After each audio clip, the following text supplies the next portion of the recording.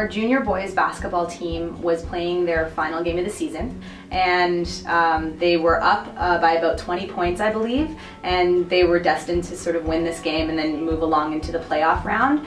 And unfortunately, there was a lot of negativity, and they ended up not winning the game. Long story short, by the time they arrived back here to Notre Dame, there was a conflict, and it ended up becoming physical. And so there was a pretty brutal fight between various members of the basketball team. I was approached as someone to go through a restorative circle with the group, and so just as a way to sort of heal and to come to a conclusion as to why the conflict happened at all. The way that it works is quite simple, actually. We sit in a circle.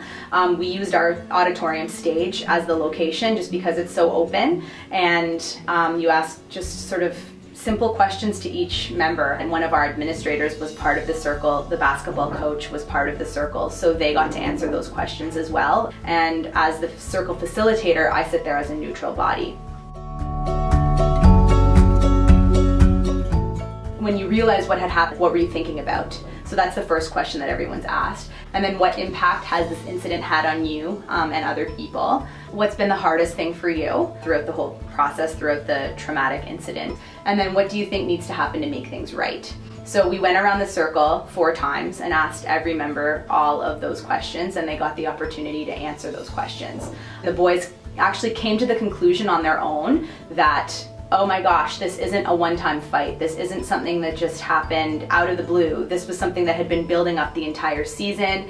We weren't respecting each other. We weren't treating each other like you should when you're on a team together. They came up with all of this on their own just by asking those 4 questions.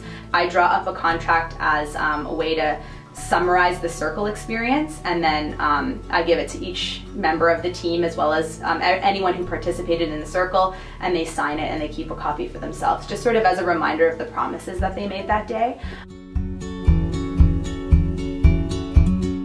Sitting there and facilitating the circle with them and actually seeing the realization cross their faces that, oh my gosh, I'm a part of this, and I'm responsible for my own actions, and I'm responsible for the way that I've affected others and my brothers and sisters in my community. I mean, that was something that was very, very profound for me, because we hadn't used a formal circle like that for such a traumatic experience before. We had just done it for smaller incidences around the school.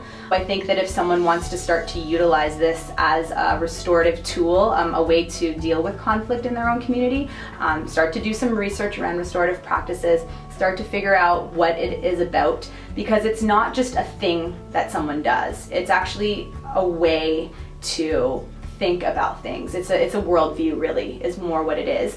And once that can click in someone's mind about what restorative practices does and is, then that's when they can start to really use it effectively. I would just like to see it be embraced more widely, because sometimes there's a little bit of reluctance and resistance to change and try something new. But the more that people become open to it as an approach, I think that there will be a realization that it is something that can work board-wide.